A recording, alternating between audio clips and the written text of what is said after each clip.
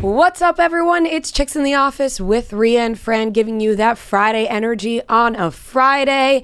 And it is the episode everyone's been waiting for. We will get into the Outer Banks Season 2 recap, as well as a great interview with Lala Kent. But first, Francesca, how we doing today? Up and down week. Up and down week. For me, too. I'll join you. I don't know if...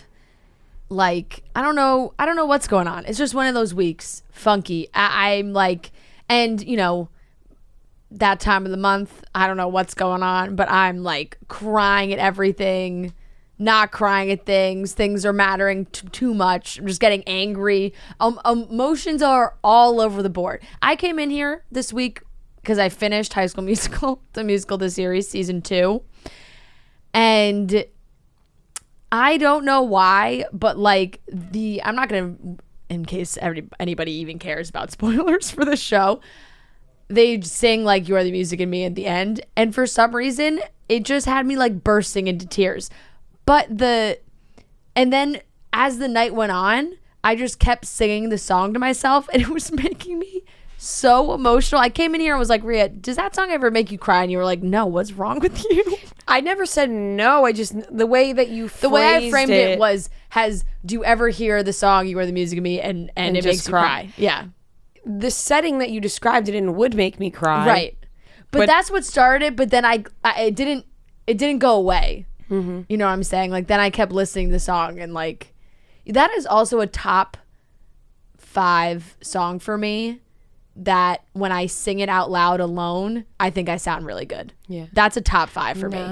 Yeah. Because it's a lower register at the beginning. So you can kind of sing talk it and you're like, fuck, this sounds good. Yeah, that is a good one.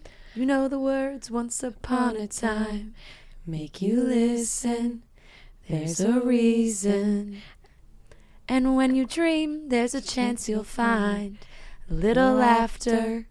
Or happy ever after. Yeah, and once it starts to go up, then it loses. But the low, I'm telling you, it was making me emotional. I'm having a very weird week. Tears are forming in my eyes, and I'm trying not to open them. I'm having a very weird week. Trying not to open my eyes. No, I know. The tears are forming right now. I don't know. Honestly, I will say I'm having a weird week as well. Yeah. I'm just hiding it a bit better. Yeah. I've been riding a high like no other. It's taken a hit this week. Yeah. Well, look, you can't be that high all the time. Exactly. You can't ride that high and not have a little bit of a come down at some point. Yeah, the come down hit this week. Yeah. But I'm still doing great. Yes. But not as like I was like really fucking high prior to this week. But I think your emotions, everybody's emotions now are all over the place, and I think that's just how this week is going. We're tossing this week up as an L. Yeah. Not everyone's going to be a W. This one's an L. I know. Too much anxiety, stress, like about silly stuff. I wish. That's what I'm trying to help you with. I know. But it's like, for example, like Who would have thought? I know. Look at the turntables. Literally the turntables. Literally, we had the funniest conversation at our desk yesterday about this. For example, in the pressure I'm putting on myself right now, I don't know what it is, whether it's our show or like other work stuff or like other stuff that I'm doing, like personal life, whatever it is. I like the Dozen trivia show, which we do. I'm on a team with Brandon and PFC. And I'm not going to explain it too thoroughly, but in our niche categories, everybody gets to pick one and each team picks the other side's category. You don't know what it is until you go into the game. So I've had Jonas Brothers as mine, knowing like nobody would pick it because normally the boys pick one of the sports ones, because if Brandon or PFT get it wrong, then they have a chance to answer the question. So I'm like, nobody's going to want the chance to answer a Jonas Brothers kind of question. But this week they picked the Jonas Brothers question, and I kid you not, like I was shaking. Like I don't know why I was like let it get to me that much, but I panicked so hard where after I answered the question, I was like, am I good? Like, why am I freaking out so much? I'm almost nervous to watch it back because I got it right. I thought it was wrong, but I got it right. And I had like a very visceral, like, fuck yeah, like reaction of just like caring way too much. I got so nervous because I got so nervous that like people were going to be, I was going to be so embarrassed if I got the question wrong. I'm having one of those weeks. We're I'm on having so one of those weeks. opposite sides of the spectrum right now in terms of like, I know. just in life, right? In life, you are on the caring about everything so much. And I'm on the I don't care about a single thing. And we have to both meet in the middle. We need somewhere. We both got to find our way to each other in the middle. Because I am on the total opposite where like nothing is phasing me at this point. Yeah. Nothing. I'm like, all right, cool. Yeah. Oh, that's sick. Oh, should I care about that? Don't care at all. Like I don't know what the fuck is happening. But me and you, we gotta meet in the middle somewhere. We have to meet in the middle. We really do. I need a little bit of you and you need a little bit of me. Yeah. Absolutely. I did finish Outer Banks though. Yeah, we did get that out there because the last time I know I'm just saying the last time I talked about it. I know, but everybody was like, "Oh my god, I can't believe Fran hasn't watched yet." I watched it rapidly. How many episodes did you watch in a row? Like, what was the most? 6. Oh, 6 in a row? No, 5. 5. Still a lot. Yeah, I watched the first 6 and then I watched 4. I think I watched 6, 7, 8, 9, 10. Yeah, 6 in one sitting. All right, well, let's get into it. Let's just start talking about Outer Banks. Let's get into it. Before we get into our Outer Banks recap, obviously you're checking out the fashion of the show. They got these shirts, but they got these bracelets as well. Right now, I got the Pura Vida bracelets in front of me that I love wearing, especially in the summer. They're perfect for the summer. Throw them on your wrist. They fit perfectly with any outfit.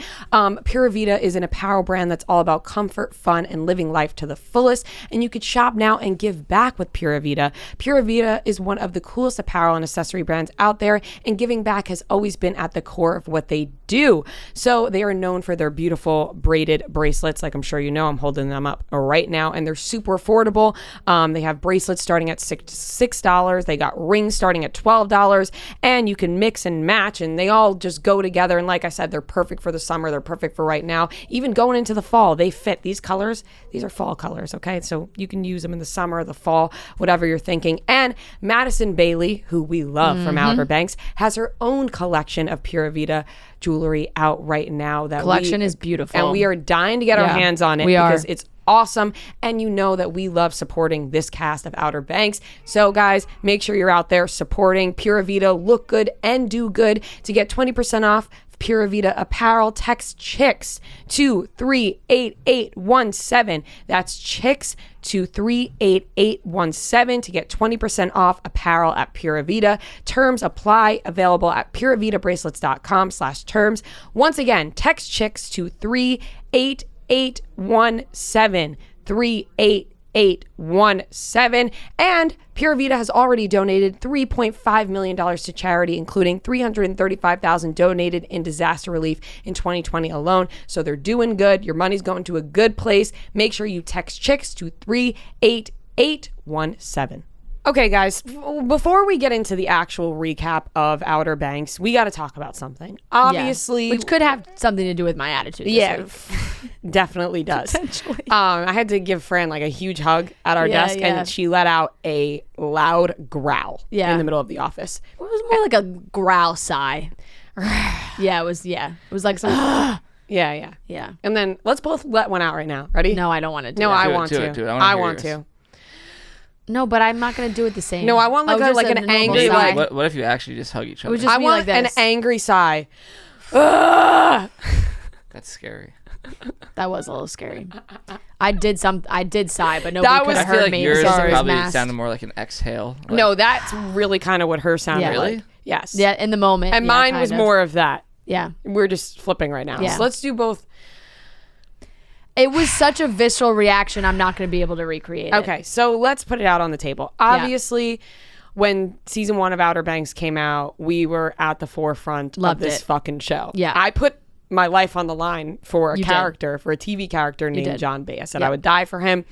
We had you might have had the first interview. Or one of the first. We were one of the first. I mean, we might have been one of the first people to watch the show. Yeah. Who knows? We were pumping this thing up because we truly love it. We love Outer Banks, obviously. Yeah. We had everybody on the show, and we formed what seemed like a great relationship, which I think we probably still have. I'm just so confused about what's going on. I think so. And we love everybody on the show. This is nothing about, we're obsessed with them. Obsessed. This is nothing about how we feel towards them. I watch every single thing that Madeline puts out. Yeah. Everything. Love I'm Madeline. obsessed with her. We're her biggest fans. Yeah. We just can't get them on our show. We don't know what happened. Because there's been a lot of confusion. Obviously, we have gotten so many DMs of like, when are they coming on? When are they coming on? They're not. They're just not coming on. Yeah. There's no way, no how. We've tried every avenue that we can at this point. Yeah. And they're just not coming on. I don't know what we did. I'm I sorry if we really did something. I don't think we did anything. You know, people were like, oh, maybe the merch stuff, but they loved all the merch. And Chase and Maddie were literally on the show at the beginning of this year when they were talking about other stuff. Like, it wasn't for Outer Banks, but it was for other Chase stuff. Chase has been on 3 times. No, I know. Chase has been on 3 times. And I don't know if this is Netflix or their personal teams or what's going on, but in the politest way that I can say it, we just kind of got dicked around by Netflix a little bit. Like, it was first, there was all these scheduling issues, so they claimed, but we saw all the press that they were doing, so we were confused. We just wanted a straight answer, and it just seems like it was a pass. It was a big pass. From the squad. The squad. Yeah. So Madeline is filming. So Madeline gets a pass. Just putting that out there. Then, okay, so this they're is all very, look, and we understand they're all very, very busy. We're not but taking we that thought away. that, we thought we mattered a little bit more. Yeah, and I'd also like to say this, because there's there's more to the fucking story. Yeah. So, obviously, if you're listening to this, then you watched the show. There's a scene in the show where they're at a bonfire, and John B and Sarah are broken up at this point, and John B's flirting with this girl, and whatever. So as soon as people started seeing this scene, I was getting DMs, tweets. Everybody it was my immediate like, thought. As soon as that girl turned around and passed that note and looked at him, I was like, that would have been Rhea's role. I said the same thing while watching. Yep. I was like, this had to have been it. I didn't know that for sure, but I digress. Yeah. We're talking about it on Twitter. Somebody writes OMG at Barcelona. Well, shout out Detroit Sierra. Well, I'm telling this whole story. Yes. Somebody writes OMG at Barcelona. Your part was probably going to be the girl who hits on John B at the bonfire. I wrote, trust me, this hurts. Fran joins in and writes, we all had the same idea, and she screenshots the text message she sent me about the same thing. Yep. Sierra from Detroit at Detroit Sierra jumps in and goes, literally just had Chase in our studio and he confirmed this was the role. I'm mad for you. So this is when I absolutely lost my fucking shit and dropped to the ground and almost passed out, because first of all, I feel like my heart was ripped out and stomped on, but I also feel honored at the same time that there was a real role in consideration, because if you look back... Isn't that crazy? Like, they are saying that they fully discussed this. Well, I'm going to read the messages. Yeah. So... obviously, if you listen to the interview with Chase a couple months ago, Chase said that he had sat down with the director and talked about a role for me and ended up not working out because of COVID restrictions, all this stuff. I'm assuming this girl must have been in the area or whatever. That's what I'm telling myself. So I DM'd Detroit Sierra because I wanted to know what happened. And she wrote, he came in our studio this morning for the show today, and I made sure to tell him I started watching because of you. And he was like, yeah, she literally had a whole marketing campaign for the show. And I was like, fuck yeah, she did. And then he was like, we legitimately talked about finding her a role in season 2. And I said, yeah, I remember hearing that. And he goes, yeah, you know the bonfire scene?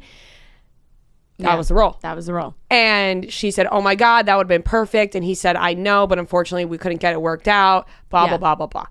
So this is where I'm confused, they're in Orlando. This is where Detroit Sierra, but they're in Orlando talking about this. I'm confused because he clearly has nice things to say about you. Like, they discussed this. They brought this up. They legitimately considered putting you on the show not that long ago.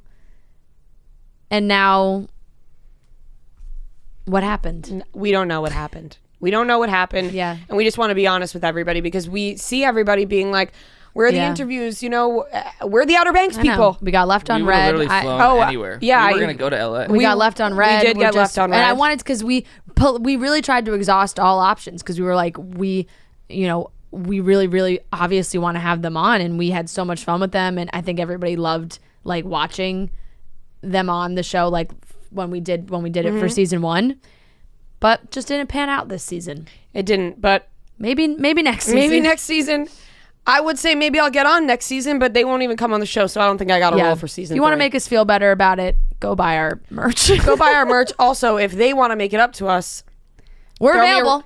Throw me a role in season our 3. Schedule is the open. invite is still open. Yeah, by the way, is we love 100% once again, we love them. We have no issue obsessed. with them. We just don't know what happened. If they said to us, no, it really was scheduling stuff, we really wanted to make it work, then okay, but yeah, sure. I don't believe that. I don't believe it either, because I feel like one cast member at least has some time. And you know, they're very well known now. They have teams of people working for them. So it's like if they, I'm sure, got so many offers for publicity and doing interviews and whatnot for this season that I wouldn't be surprised if the actors themselves didn't even know what was going on. Like if just their like publicists are like, hey, these are the shows you guys are doing, and gives them a whole list, and they don't really think twice about it. Remember when the Jonas Brothers came on and Kevin Jonas was like, when we had like a meeting about what shows we're gonna do, I was like, we have to do Chicks in the Office. Yeah, like, Kevin did say that. Not everyone's Kevin Jonas. No, I know. Not everyone is Kevin Jonas. Not everyone could be. Oh wait, that's right. Oh, he is on the wall. He is on the wall. But shit. Honestly, the top thing doesn't show up on the YouTube. So.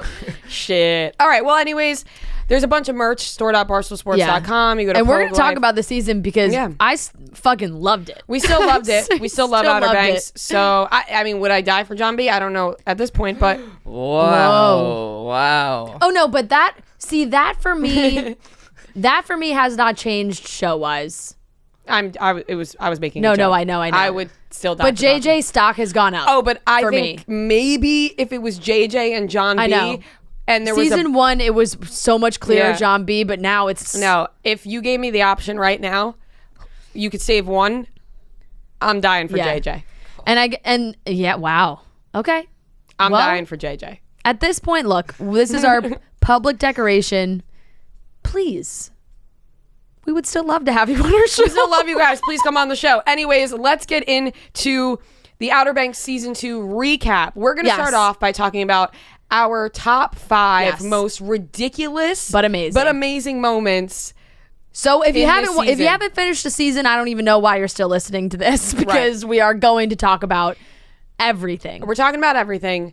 Let's do our top 5. We don't know what each other's is. In no particular order. No, you didn't put yours in order? I can't put mine in order. Okay. Then this is what we're sticking with. In no particular order, here are our top 5 most ridiculous but amazing moments on Outer Banks season 2. Who wants to go first? I'll go first. You go first. Okay. Number 5 for me. Also, I'm going to say, I guess mine also aren't really in order either. Okay.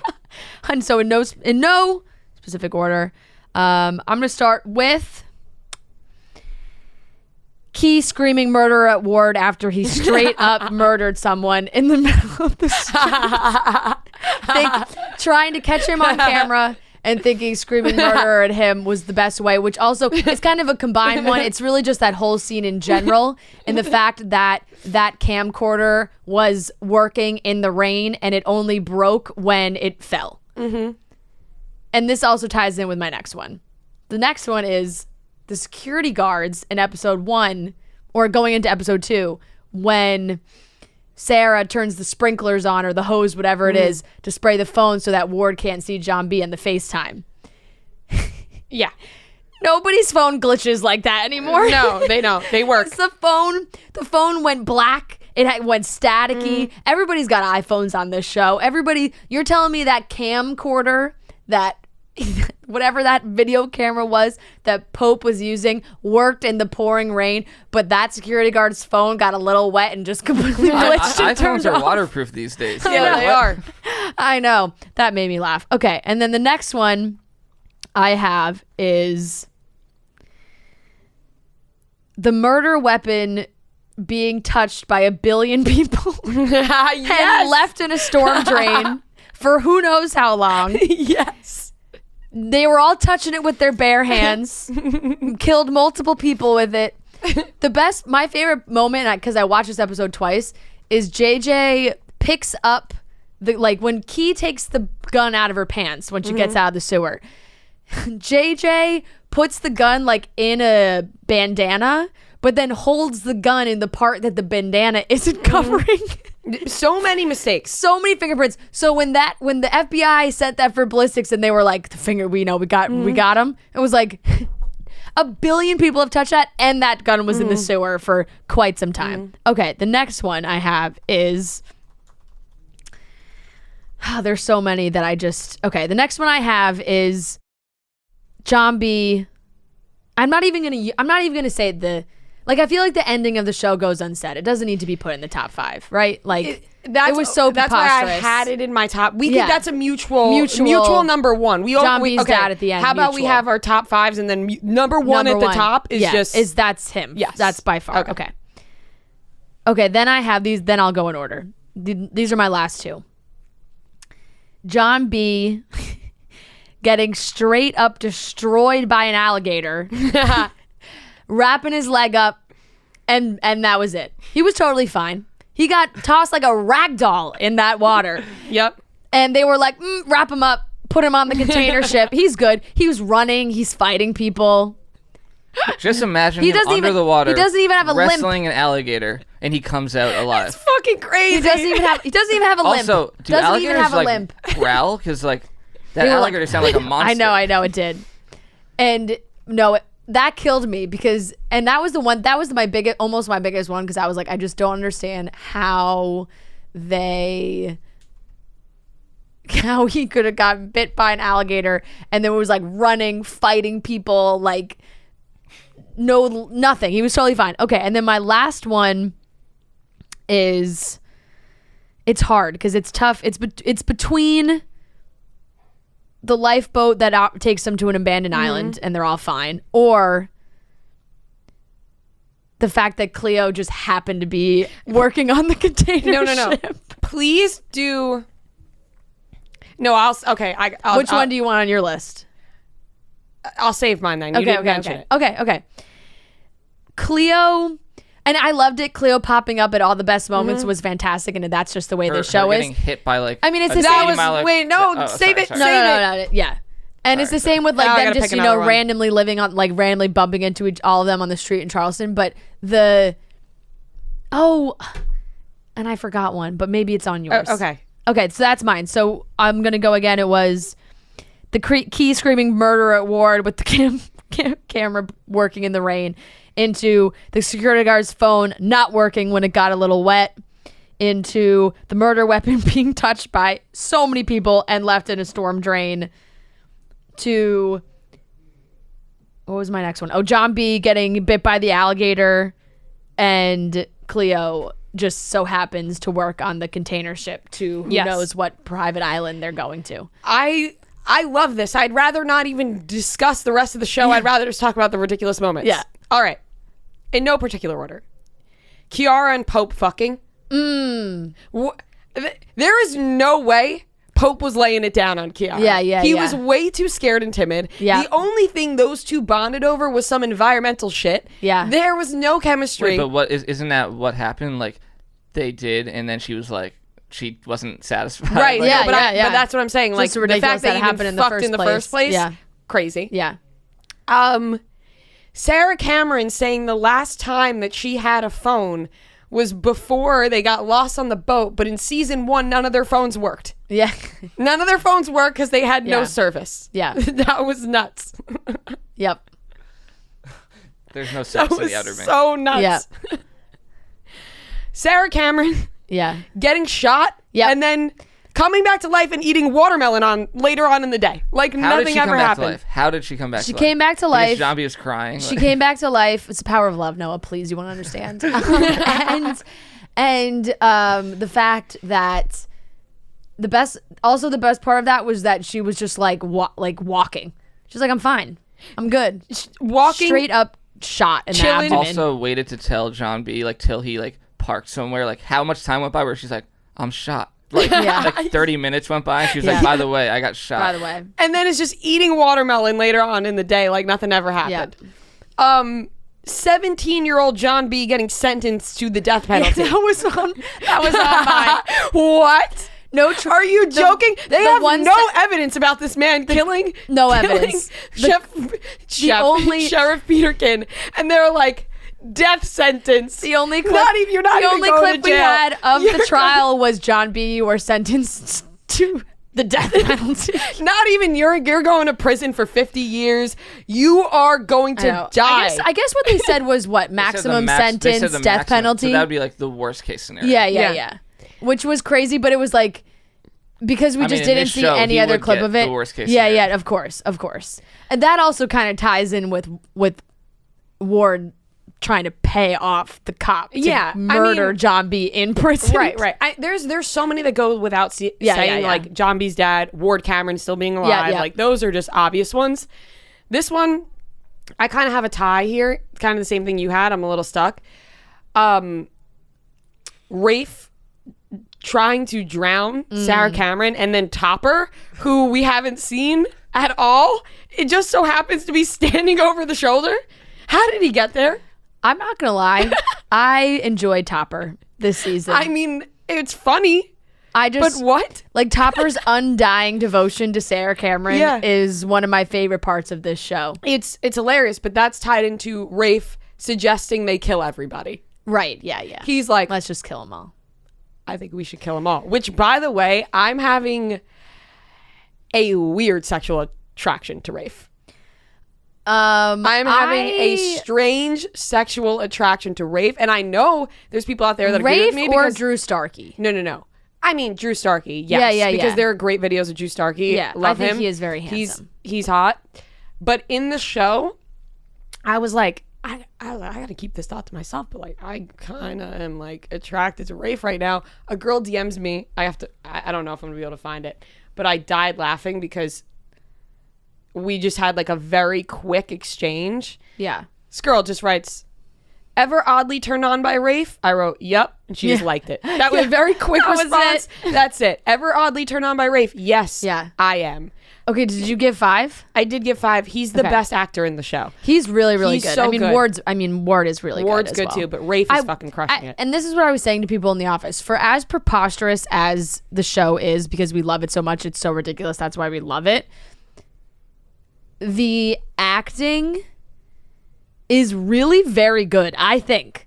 Like, I know people will disagree with me, but they sell it for me that like in the moment when I'm sitting on my couch and I'm watching it, I am so invested because I think they do such a good job of like acting it out and making these completely unrealistic possibilities kind of seem like they're really happening.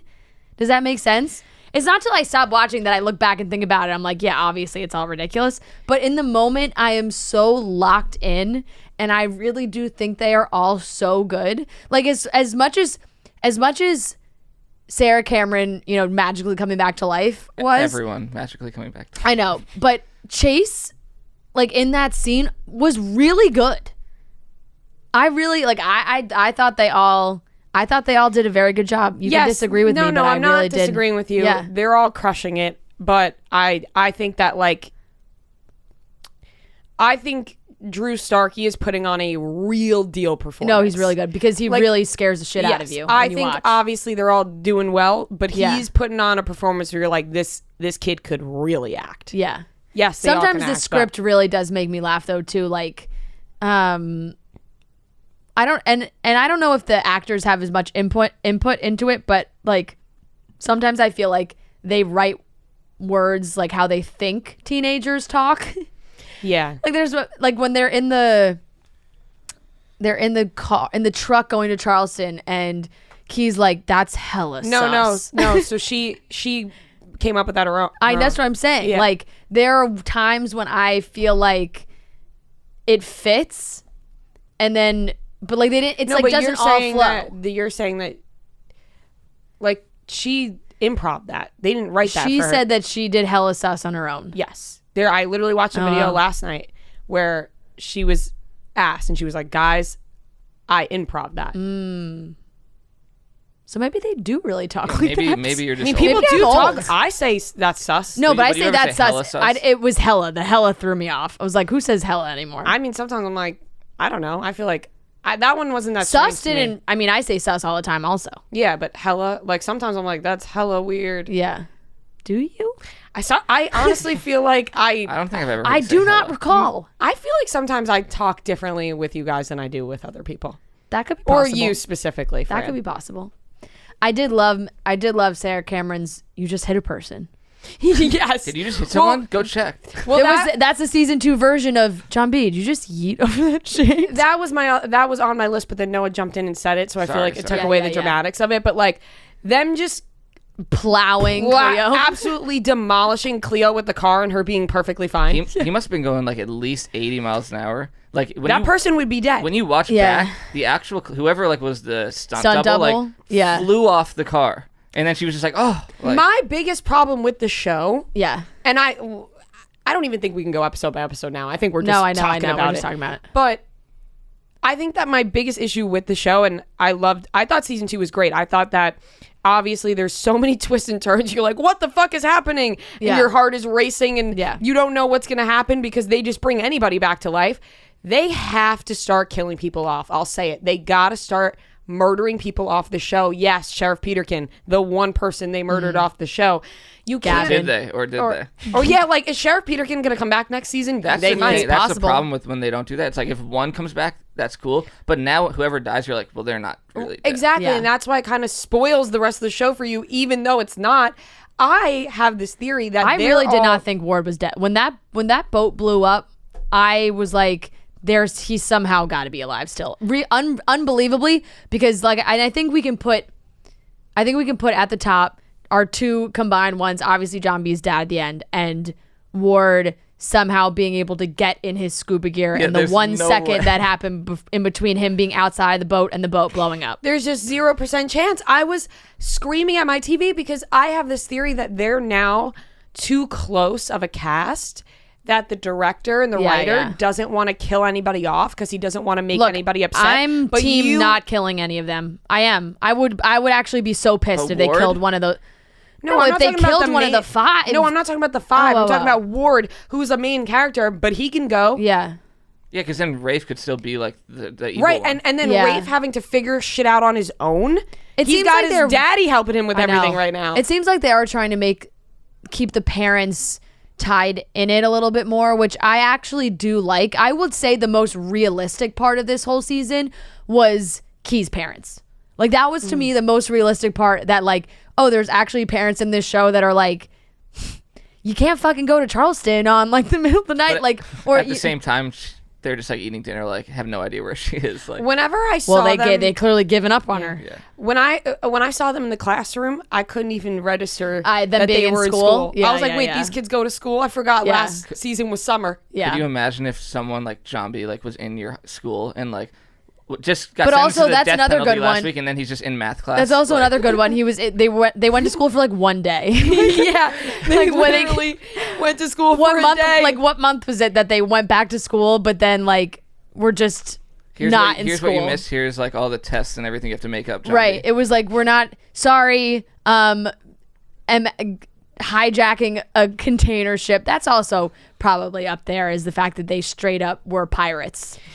The whole thing is crazy, but I think that obviously the was ending, fantastic. it was good. It was really good. I enjoyed it. I thought that, there was a lot going on. It was action packed. I think that I my favorite cried. episode. Oh, I mean, When Sarah and John Obviously B you broke cried. up, I full blown cried.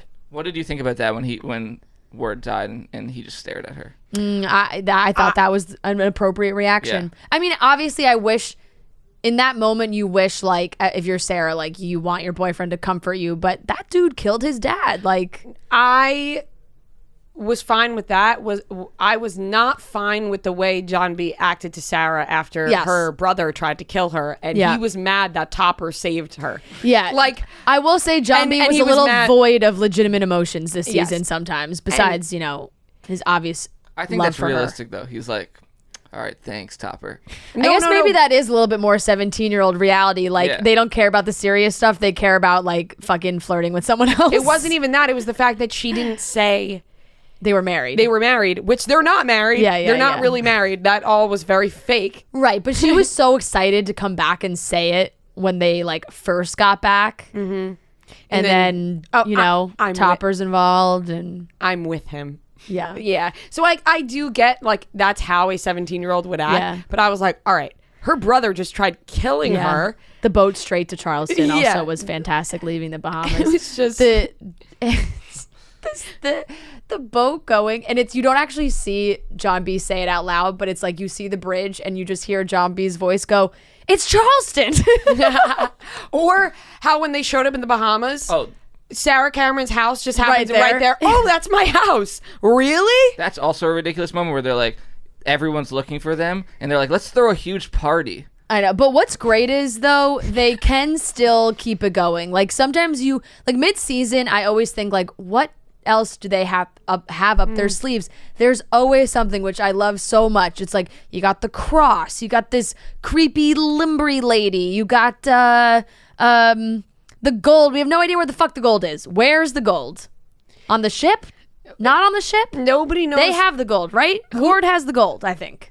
I think, And the cross. but the kids couldn't get the gold or the cross, and John B's dad is alive. Like, we really just need to keen in on that for a second. John B's dad, we saw him dead. Yeah. We saw this man We saw that man's rotting body dead, in season 1. and somehow I love it. he's alive. There are some theories that is a He's just- flashback.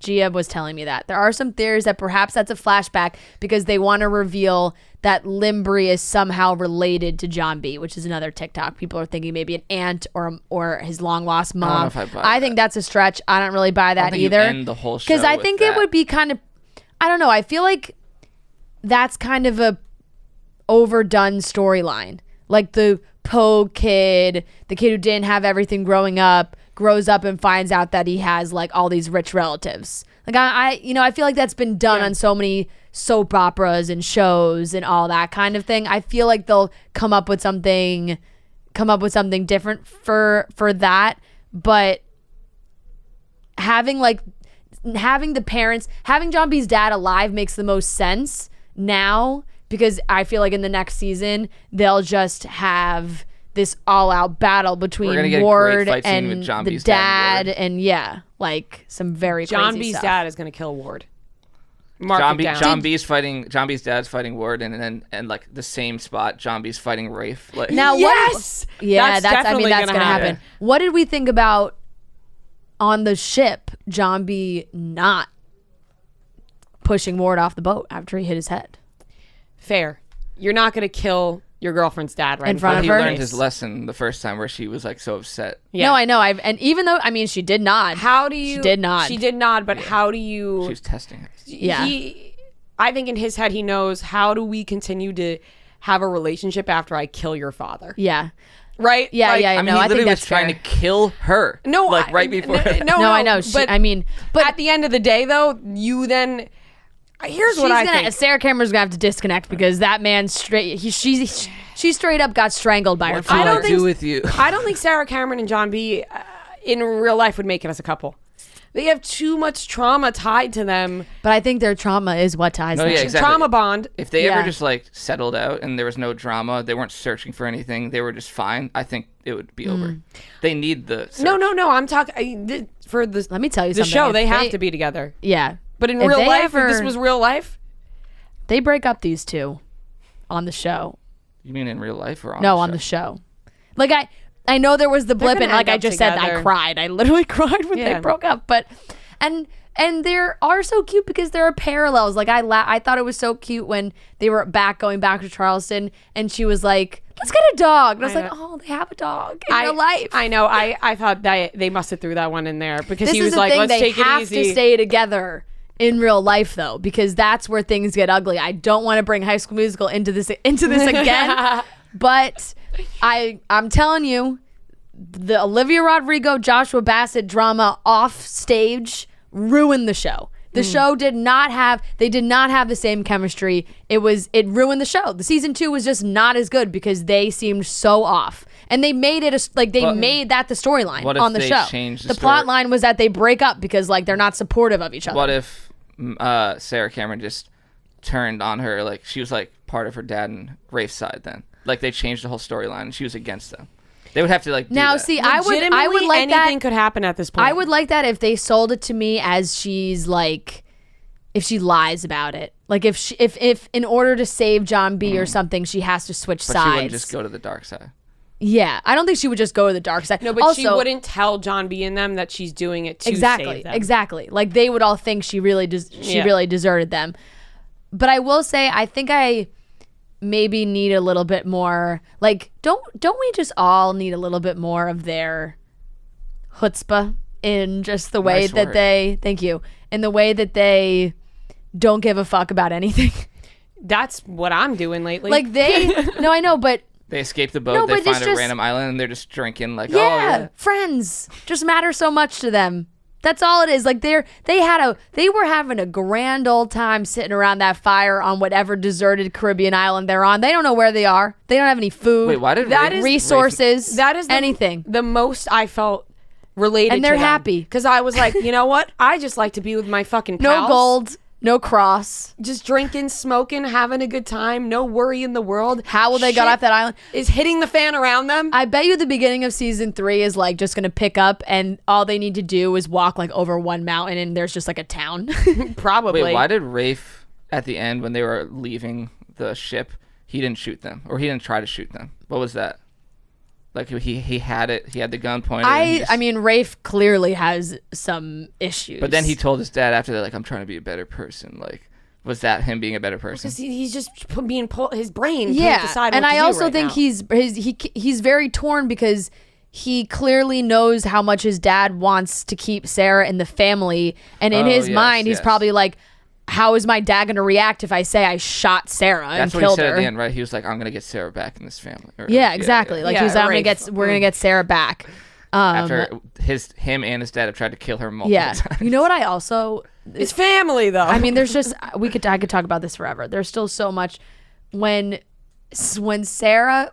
Poor Wheezy. I mean, Wheezy just... When Sarah calls Wheezy and is like, I'm alive, and Rose goes to the door... and literally can hear crystal clear what Wheezy's saying. And then we see Wheezy be like, wow, like, love you, Sarah. Like, so glad you're alive. And then Rose goes to talk to Ward. She's like, I think something's going on with Wheezy. She's talking to someone. You're like, oh, you heard that whole first sentence crystal clear, but didn't hear her saying, wait, but bye, Sarah. You said poor Wheezy. I kind of was thinking, is Wheezy the dumbest person alive? Like, she is the most oblivious person in the world. She's like, Sarah, look, we're on a boat. We're going to an island. Like, how dumb? Like, do you not understand? How do you not understand what's happening? I think there's 3 characters missing in the next season that needs to happen. Love interest for JJ. Season 3, you need a love interest for JJ, preferably me. These are actually really just a list of all. Do you not think that Key of all roles that you could potentially play? You didn't let me finish, but yeah, it was. It was a list of roles that I could potentially fill for season 3. Number 2 would be Rafe needs an evil woman sidekick. Potential love interest as well. It would be the John B girl though. That would make sense, right? No, but we could come up with something better. Noah, please. That would have been me. We could come up with something better. But I would love to play Rafe's love interest, maybe even more than JJ's, because playing a bad character like that would get my juices Honestly, flowing. I could see that. Thank you. I could see you. Yeah. In that role, In like that, evil, role. like like I'd love to play that role. And then the third one would be that woman needs a daughter. Ooh. Or Ward has another daughter somewhere, just because Ward is a crazy man. Right. Well, we posed that one last time too. I'm interested in the JJ love interest or the Rafe evil woman sidekick potential love interest. Yeah. Wait, do you think that Key and JJ aren't going to be a thing? Because it seemed like they were trying to start that. I think they might. Key and JJ? Yeah, it seemed like on the boat, when he woke up, like it seemed like they're trying to. I wouldn't like that. See, I don't really feel like they tried it with Key and Pope, and now it's like we don't need to make a love interest out of the rest of them now. No, like they need outside ones. No, see, and then Pope and Cleo. It all fits. Well, I think that JJ I and don't like Key. Key and JJ. Well, I see people really like Key and JJ together. I don't necessarily see it, but I could see how that would, like, the friend group dynamic, then that causes a little drama because Key is now going to be with JJ, but she already fucked Pope, so then they're going to have an awkward conversation. Yeah. Although I think Pope and Cleo, they were trying to start stuff too. I feel like that then they you never know. I mean, look, the way place. that they talk about like relationships in the middle of absolute doom is also one of the best parts of the show. That is life, though. I don't know. It's just like, oh, we just were on a boat. We rode the Gulf Stream straight to Charleston. We're home. We're back, and it's like, John B's like, what's going on with you and Key, huh? It's like you don't have anything else. Like at the end of the day, people are just always worried about who they're fucking. Absolutely. It's the perfect combination of like chasing love, teenage love, high school, but like very serious murder, killing, coming back to life.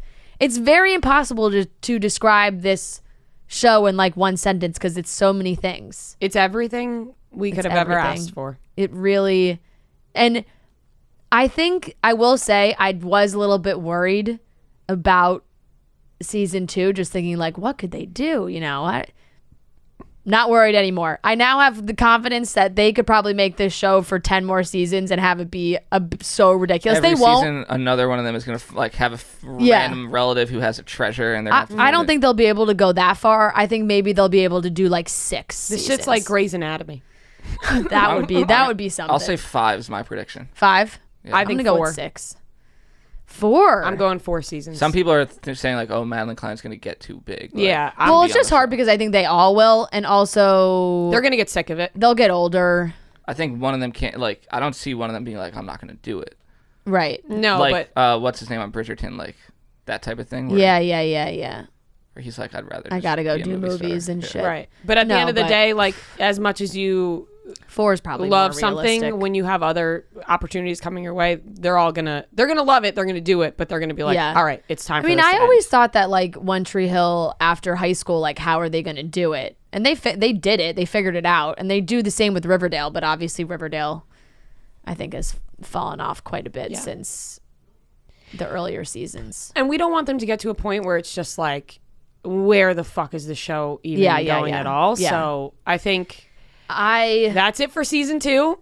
And loved we probably missed some things, but we loved it. We did. Maybe I you really talk about when they come on the show. I really loved. I really did like Cleo. Right. Cleo was a good addition. Yeah. They needed a voice like Cleo. Like she just, and I just like that they created one character who could just pop into every situation. Yeah, didn't matter where they were. Show up everywhere. Randomly show up wherever they are, wherever she needs to be. It's like they got a Cleo Batman signal. Yeah. And where she needs to be, there she is. And That's some it? good stuff. Some good stuff. We really enjoyed it. We have a great interview with Lala Kent, but first, guys, I'm distraught. Maybe that's why I'm feeling unwell. Is that the summer is flying by. It's already August. Breaks my heart.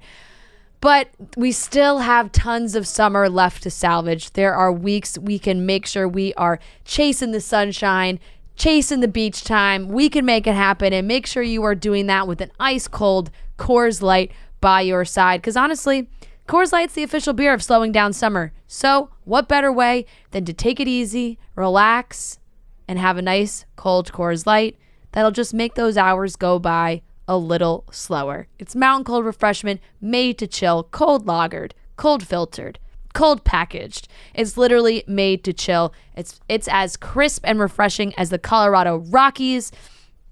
When I get to the beach on the weekend, I sit in my chair and I hear that tsk of that Coors Light can. I got it in my cooler. It's ice cold. The mountains are blue.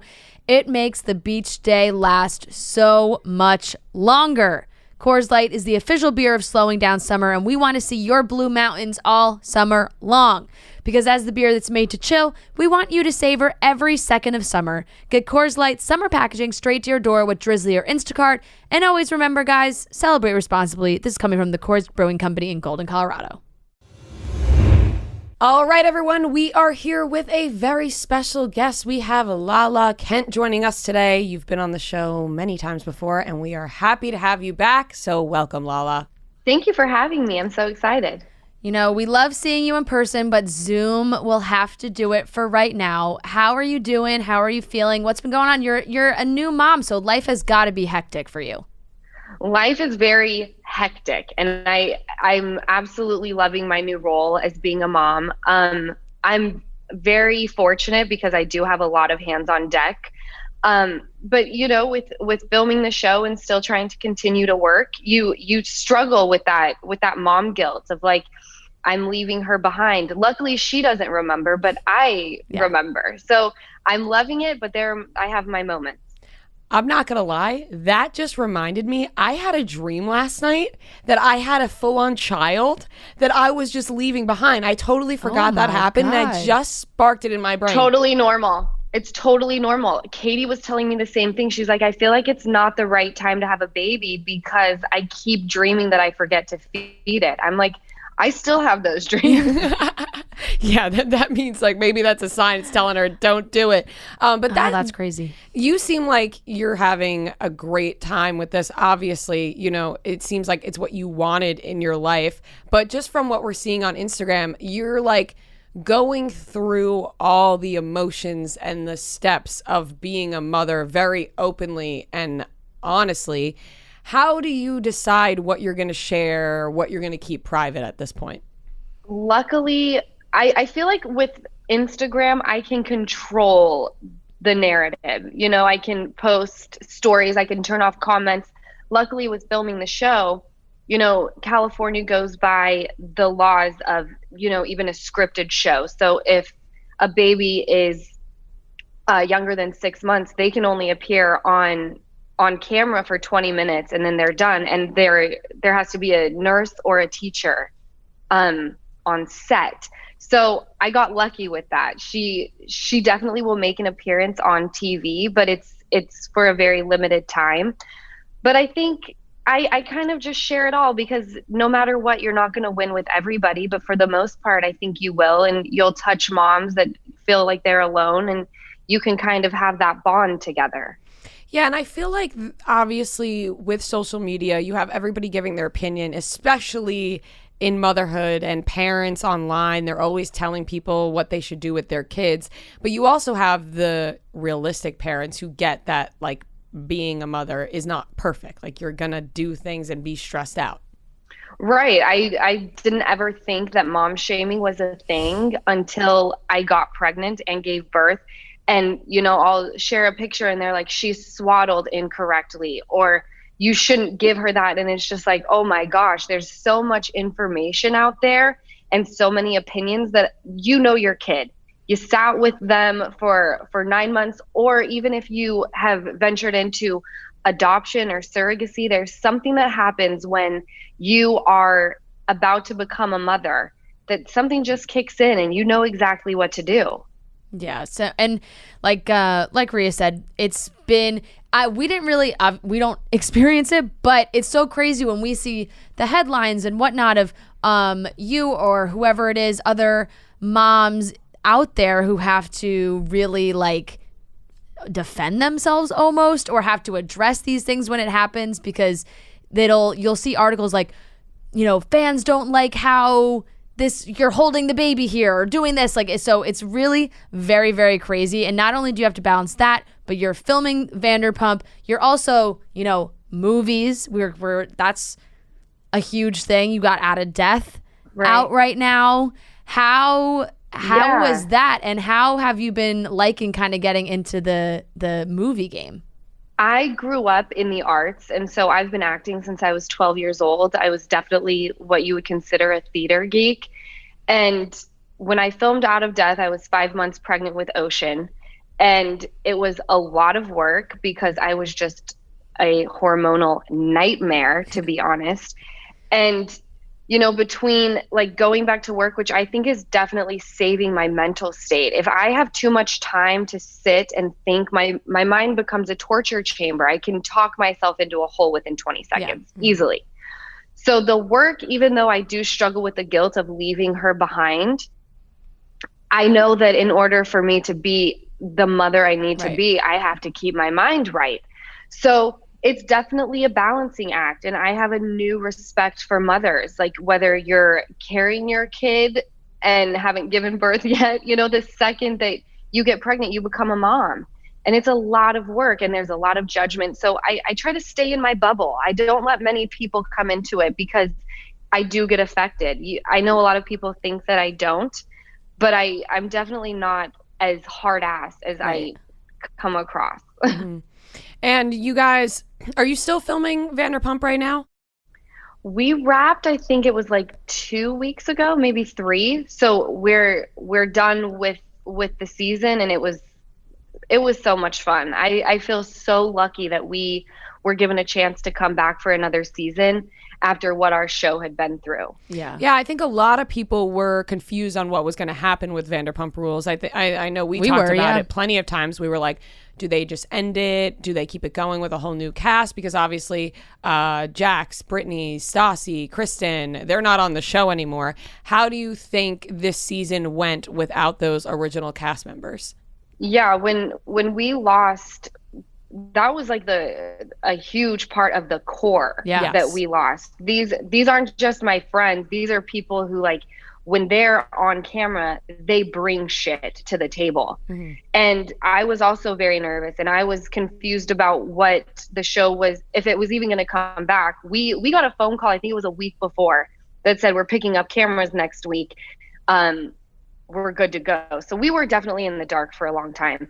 And then I was concerned about what it was going to look like. And I can honestly say now that we've wrapped, I think the show will be amazing. And we're really getting back to the roots of these friendships and relationships. And the stakes are much higher because we're older, we're creating families and building businesses.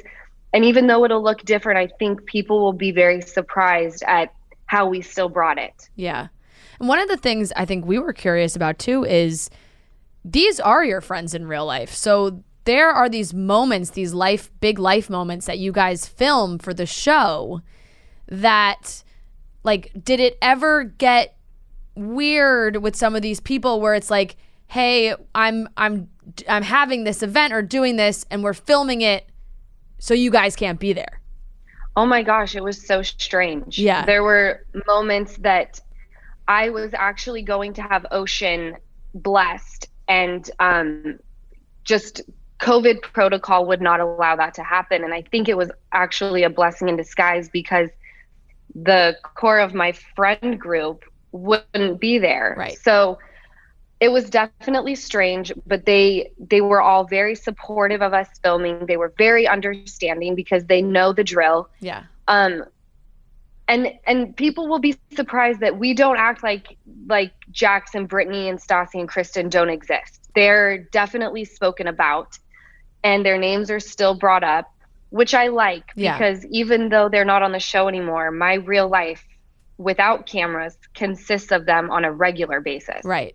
Yeah. No, it's that I think that is also for the best because it would, as a viewer, I think it would come off a little inauthentic if you guys were just like, if just nobody spoke about them ever again. Like, it's just like they're still very clearly in your lives. It definitely would be weird. So that does make the most sense. And everyone was like pregnant at the same time. Yes. Kind of, which was crazy to see, you know, on Instagram, you see it on the outside looking in, but that must have been hard.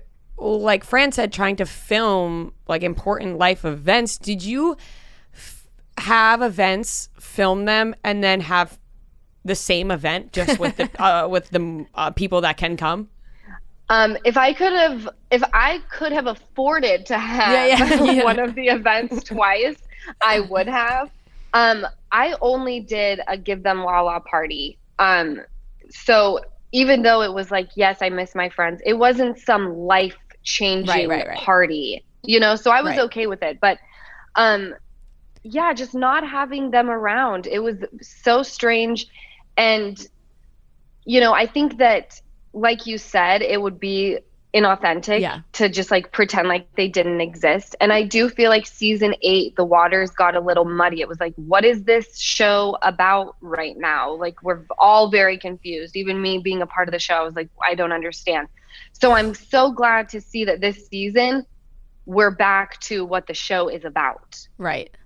Well, that's which is a lot of dysfunctional. Yeah. Because I will say, like, love it. I want to ask you about Sheena, because months ago it felt like you and Sheena maybe weren't going to find common ground again. Like, it just was maybe a friendship that ran its course and you guys were just going to let it go. But then now I'm seeing like a post on social media like, love you so much, we're back, we're good. So what happened there? What reconnected you guys?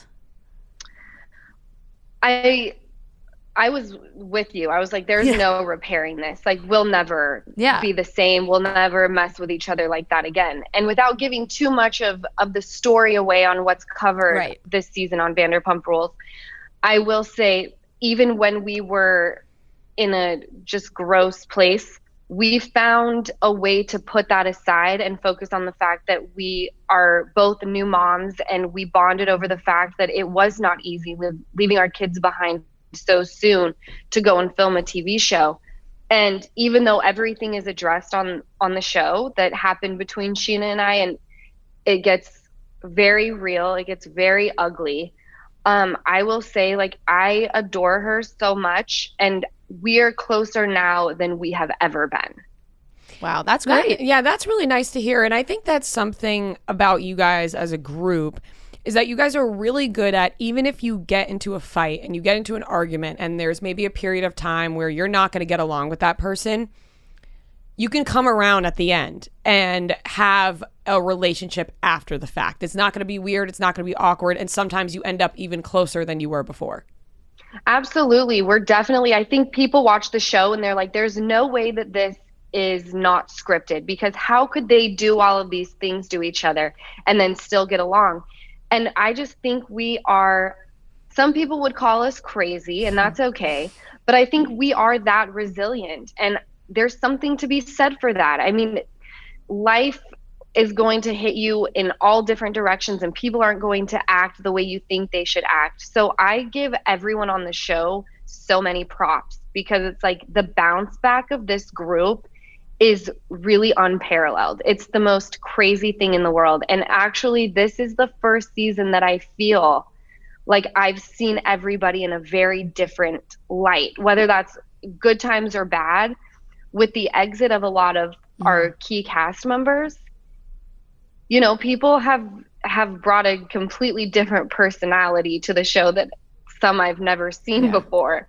And I'm like, at times I love it. Sometimes I really can't stand it. And you're going to watch all of that play out. Yeah. I'm going to say something crazy. Say it. I love crazy. I think people can maybe learn a thing or two from you guys in terms of forgiveness. Like, I think you guys forgive very well. Like, you guys have done some fucked up shit to each other. Not you specifically, but the whole cast has done some fucked up things. Let's think back to when Jax and Stassi were together, and then Kristen comes in and fucks Jax, like, and then everyone's friends. Like, that's just the prime example. And then Stassi punches her in the face. Yeah. and it's like, all right, we're just gonna forgive. And you and James, you guys have always had your back and forth. How are you now? Right. James and I have a very special friendship. And even though, like, we may not be where we used to be, because people evolve and get older and they find their life partner and they have babies. It's just what happens as you get older. I will say, like, I have that guy's back forever. Like, he really has a special piece of my heart. He's the funnest friendship I've ever had. Even though things have gone south at times, I have nothing but really fond memories with him. That's what I'm saying. Yeah. There it is. Like, at times you wanted to rip his throat out, but you're like, you can find the good in it, which I think is great. And I think that's why the show works. And that's why you guys have this season coming back, because they know they're going to get the fights and the drama, but then you guys are going to make up and you're going to have the love. And like you said, everyone's in a different stage of their life now too. Everyone's in a different stage. And I never understood, like, I'll forgive, but I'll never forget, because if you're going to not forget, then you haven't forgiven. Like, that never made any sense to me. This group literally, like, forgives, forgets, and we move on. And run it back again. Yeah. And run it back again. Yes. Right? We call it the hamster wheel. Yeah. I don't know I'm not sure if you're able to tell us or not, but will we see any new faces? You'll see new faces, but they will not be as heavily shoved down your throat as they were season 8. And okay. That makes me happy. Right, where they have it makes us all happy. Yeah. It's like, so none of these new faces have like a tremendous storyline. Great. And Charlie comes back. Charlie's back on the show, and she'll be a familiar face from season 8, and she's amazing, and she's part of the crew now, and her boyfriend's great. So I'm really excited. I think people will be pleasantly surprised by the way that we just kept it moving. Great. Well, that makes us excited too, because I think, like most viewers, we were worried about what was going to happen with the show, and we're excited to see what goes down. We also love that you have this movie out, and we're curious, how the work-life relationship is with Rand. Like, he is producer on this movie Out of Death that you're in, and like, how do you guys kind of balance your home life with working together? I feel like we know when it's like, we're together, you're my fiance, and like, that's the hat we're wearing. And then when it has to do with things like filming a movie together or recording a podcast together, like, it's just a different hat, it's a different dynamic, and we're able to adjust really quickly. But we're both very hard-headed. So we have like a really friendly banter that I wouldn't change for the world. It keeps me on my toes, it keeps things interesting. And I love being a part of films that he produces, because he's great at giving me the advice that I need. Yeah. If that makes sense. Yeah. Like, if I feel something is going not the way I want it to go, he's been doing this for 20 plus years and can kind of point me in the right direction on how to handle being in front of the camera in a very different way than when I'm filming a reality show. Yeah, I mean, I think that obviously if you can make it work, then it's great. Like, and also if you're in a movie that he's producing, it's not like he's around you 24/7. Like, you're not on set together like constantly. No, when he produces movies like Out of Death, he's usually, producing from afar. Mm-hmm. He's like back in LA. We shot that movie in Puerto Rico. I've done a handful of Bruce Willis films for him. They're fun, they're easy watches, and I enjoy them, because every time you're around someone like Bruce Willis, it's like a legend. They have a good connection. I feel like they make a lot of movies together. They make a lot of movies together. Yeah. We ran into Bruce Willis on the street. We did run into Bruce Willis on the street of New York City one time. Of New York City. And, and we were walking past, and Fran goes, "Is that Bruce Willis?" And then we turned back around, and we had a very odd interaction with him that we'll never forget. We got a picture with him, but then he was like, "How old are you guys?" He was like making sure we were of age. It was a crazy interaction. It was wild. He was very nice. He was so nice. But it was like, "Bruce Willis, why are you like walking on the streets of New York alone?" It was crazy. On like 28th and 7th. On like a Tuesday. He's my favorite person. Yeah. I mean, he he's seems just great. Right? Like, what the fuck is life? It's great. I'm just gonna like go be a normal person. But you're fucking Bruce Willis, dude. Mm-hmm. Exactly. Now, okay, so we have to bring up Bruce Willis was in Midnight in The Switchgrass, which Randall directed, produced. Obviously, you saw the headlines. Megan Fox was in the movie. Machine Gun Kelly was in the movie. You posted on your Instagram story, which people then took as shade to Megan because she did not show up to the premiere. And then Machine Gun Kelly tweeted something about the movie that was not very nice. Were you shading Megan? No, I'm not subtle with shade. If I was upset, I've had my fair share of like not great interactions with big celebrities. and I don't usually hold back much. So it really was just like the perfect post to look like shade. Like, even looking back, it was so quick, and unfortunately it was just like my mom took a freaking picture of me, and the headlines seemed way more, I was like, this actually is way more interesting. Yeah. You know what I would read? Yes. I was like, you know what? Lala is a petty queen. Maybe this is the case. You know what? I am petty. You know, like when Randall and I would fight, I'm like, I'm deleting all your pictures off my Instagram. Yeah. But when it comes to like shade with other people, I get petty with my fiance. I don't really get petty with other people. It's more like very direct. I'm not passive aggressive. Mm-hmm. Is there a relationship there with them at all? Because I do remember I listened to them on your podcast with Randall. That was like kind of at the beginning of their relationship. And that I remember that episode blowing up because that it got very serious with them and talking about their connection. So now I'm curious, after all this has kind of happened, like what kind of relationship do you have with the two of them? I would say like we're friendly. Yeah. I mean, even when the podcast was happening, you know, we were in Puerto Rico with them. Right. We were doing the movie, so it was very easy. It's like your room's by mine, like let's work out or whatever it may be. And so I wouldn't say like we're going to paint each other's toenails and getting dinner every other day. But, you know, like I know Randall still talks to Megan a little bit. And, you know, I have a close little circle. I kind of don't really venture out of it much. I'm just kind of Randall's tag along. And then I go back to my little group. You know, that's just what I do. And you were actually very direct about how you felt about Demi Lovato. So I feel like when you say that, like when you have an issue, like you're going to say it. I saw that you just didn't really like how she was explaining the term sober, or the way she was using the term California sober.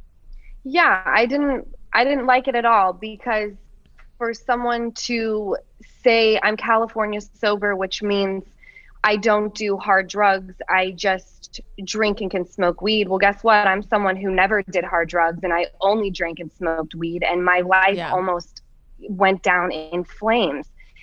And I just think about all of these girls who look up to her, girls, boys, and like just thinking about, you know, their parents who are like, oh my God, like Demi Lovato is getting sober. My daughter looks up to her so much. And then she comes out saying that there's a new term for it. It's just like, you're such a large presence and have such a huge platform. People are looking at you and following what you do. And this is just dangerous. Right. You know, and I know Elton John felt the same way. It's like, this disease is not curable. And when you're doing things like heroin, I'm sorry, I just don't feel like you can pick up a substance. I think it ends the same way as it has before, right? If not worse.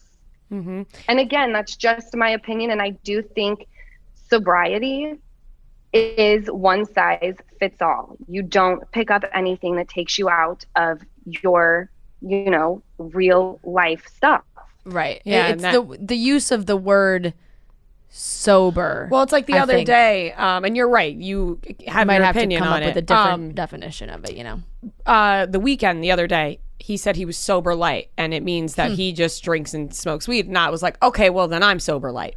Right. Right. Like, you know, I don't do hard drugs. Most people are. Yeah, exactly. Most people are. So it's like, what, you think every Tom, Dick, and Harry is just like snorting cocaine and shooting up heroin? Like, what are you talking about? I think because these people live in such a different world that it, like, that's just normal to us, drinking and smoking weed. But to them, I guess maybe it's just not. So, you know, it is what it is. I totally I get that. your opinion. We live in a very strange world. Like, you guys have a podcast, they're like rock stars and whatever. But at the end of the day, not everyone's living that lifestyle. Yeah. And people like The Weeknd and Demi Lovato have so many people looking at them as like inspiration. And it's dangerous to throw those things out there because, like I said, I was only drinking and smoking weed. That's the only thing I've ever done. Mm. And I was like on the verge of losing everything, or potentially like losing my life. Yeah. Yeah. Definitely. It's very, very serious, and there's been so many more discussions now because I do feel like so many more celebrities have come out and have used the word sober in different types of ways. Right. It's been happening more. Everybody. It's definitely been happening more and more recently. So that's, you have your opinion. You're obviously allowed to also have your opinion because you have worked hard for it and you have reached this point in your life that you're very happy with where you are. Yeah. Can you hear my dog? Yeah. You're good though. Can you hear my dog? Yeah. Yes. Sorry. Good Lord. Yeah. You're good. Sorry, can you say that you're again? saying. I was saying, and you're entitled to your opinion. You've worked very hard to get to where you are right now in your life, in your journey. So it's only fair. And at this point, like, as long as I feel like you have really been very vocal about how your sobriety has changed your life for the better. For like, you've been very open with that, and on the show too. And I remember the last time we talked to you, I think that was such a big thing for you, and it's great for our listeners to hear it too, because as someone who, like you just said, smoked and drank, it didn't work for you. Right. Yeah. Yeah, no. And again, like, it's strictly my opinion. Yeah. And I'm so passionate on sobriety and what it brought to my life, because without it, I wouldn't have my daughter or my fiance.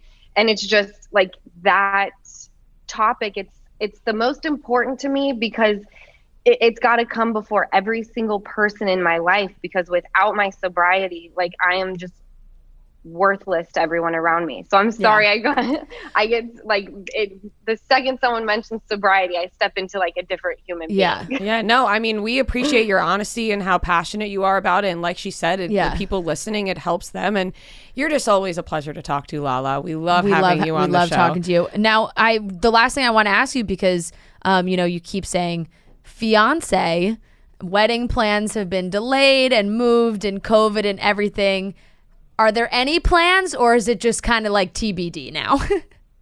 It's more TBD. Yeah. Because, we thought we were getting out of the woods, and now there's the new variant, and we're headed into kind of like, most likely, hopefully not the type of lockdown we first experienced, but many things are being canceled again.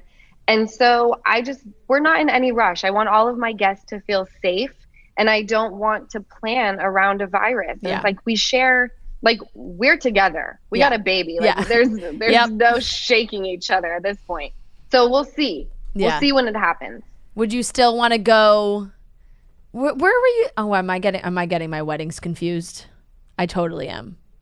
Stassi wanted to go to Italy. That's what I'm thinking of, because I feel like there were so many moving pieces there now. But it is funny, because isn't it funny though? Do you guys all laugh with each other about how, like, these moments have been happening at the same time? Like we were saying, it is babies, weird. engagements, like, now Sheena's engaged and baby and everything. No, I know there's like something in the air, and there's a lot of people that are like, oh, you guys are followers, and one got pregnant. I'm like, babies are not handbags. Like, you don't just get to go out and get one. Yeah. Like, we're fortunate that we got pregnant, and like, strangely enough, kind of all at the same time.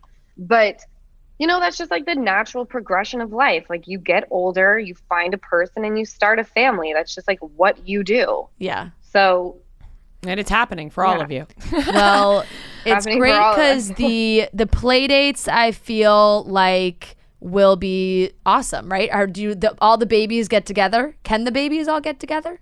Oh yeah, the babies get together. They don't know they're together, but we have a great time. And I love it because, like, my biggest fear was, like, if I have a kid and I have to go and like make friends with their parents so that my kid has a friend, like, what a fucking nightmare. I don't even have to do that. I just like built in. They're my friends. They have babies. This will be your friend because I like their parents. I also think it's perfect that Jax is the one that had a boy. Like, I feel like it's just cracking me up that, like, I feel like Jax's son is just gonna be a player with everybody else's kids. Yeah. Oh my God. He's such a handsome baby, you guys. Yeah. I'm like, you look like you're going into the 6th grade. He has a jawline at 3 months. That's so funny. That's amazing. He's so cute. He's going to be a great kid because he has Brittany as his mom. Yep. That is true. It's because Brittany is his mom. That is true. I can't wait for these kids to grow up and just not watch what you guys were doing on TV, but just enjoy the fact that they have a built-in family at this point. But Lala, thank you so much for joining us. Everybody, please check out Out of Death. It's out now. What else do you want to plug right now, Lala? We have Give Them Lala Beauty, which is expanding every single month, which is great. So you can get your goods at givethemlala.com. Beautiful. Love that. Do you have it on right now? I do. I'm fully caked up in Give Them Lala Beauty. I get high on my own supply, guys. I know. But and I they remember say not to do that, but you should when it comes to beauty. Wow, right? We said wrong words. We said that last time too, though, because I feel like the lip colors you have are so gorgeous. I love the one you're wearing right now. Thank you. This one's called Take It Off, paired with Kentucky Muffin Lip Liner. Awesome. I'm really proud of the brand, guys. Thanks for giving it a shout out. Yeah. Well, we love it. Once again, Lala, thank you so much. We can't wait to talk to you again, and tune in to the next season of Vanderpump whenever we get it. And watch Out of Death. Yeah. Thanks, guys. All right, that wraps up today's episode of Chicks in the Office. We love you guys. Once again, we always make sure we tell you that, and subscribe to us on YouTube, subscribe to us wherever you listen to the podcast. If we left anything out of the Outer Banks recap, just let us know. Let us know what we missed. Love you guys, and we'll talk to you on Monday.